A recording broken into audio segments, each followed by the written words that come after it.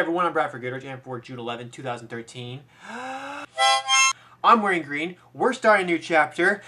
The new trailer for the part 2 of the Hobbit movie is out. The Desolation of Smog. Or Smog! It's like speed dating. Bing! And I'm asking the question, what is it about this Jesus? So, Genesis 2.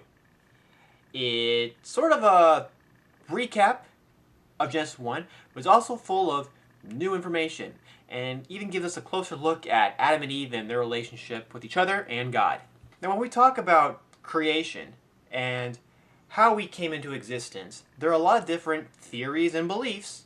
There's a lot of debate and questioning about who or what to credit for our existence.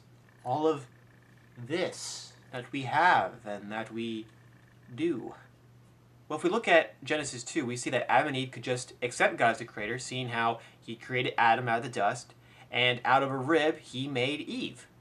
When we look at the Bible, we see that it's going to take faith to believe this, because we don't have that eyewitness account that these people in this book had. So there's sort of a problem trying to tell someone, hey, here's why you should care about Jesus. Here's why you should come to know God. Because we don't see him. You have people who say, Christians are wrong, and then you have Christians who say that scientists are wrong, and there's just more debate. But if you just accept the story as truth and historical fact, if you accept it as that, you're believing in something that speaks of a paradise. I mean, that's what God created. He created Adam and Eve in paradise. Everything was perfect. And so that's what you're choosing to believe in. That God creates something pure. And if you believe differently, that's your choice. You're free to do it, just as Christians are free to believe in the Bible.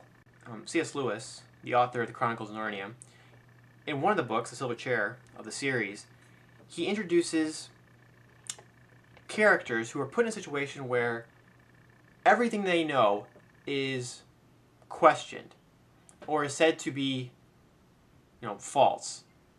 They find themselves in an underground civilization, and the villain of the story tells them that nothing exists, beyond the surface. That there is no sun, there is no Aslan, and all these are just things that they have dreamed up, imagined. And yet one of the characters, named Puddleglum, says that even if these are things that aren't real, and that we have just imagined them, he would rather believe in something that is pure and perfect, and gives him hope and purpose in life, than just this world around him. What's wrong with believing in that? I mean, honestly, look at the world. I mean, we see riots, we have bombings, we have, just crime, and people second guess the government all the time in debates, and maybe that's going to just conspiracy theories and paranoia or scare tactics. But what's wrong with believing in something that gives you hope or gives you peace? Genesis 2 starts off by reassuring the reader that God did create everything. And as you move into this relationship and understanding who Adam and Eve were to each other, you're also understanding just who God is between those two and who he is to us. And so what we're seeing here at the end of the 6th day and moving towards the 7th day is that God is putting his stamp on earth, on history, to say that this world is his and that we belong to him. What he's trying to do, or what we could say he is doing, is making his presence known as creator, king, as we'll soon talk about, judge. Because if you take God out of the picture, if you take the Bible at its word, all you have is the world you read about and see on TV. And yet you see the world differently when you bring God into the picture.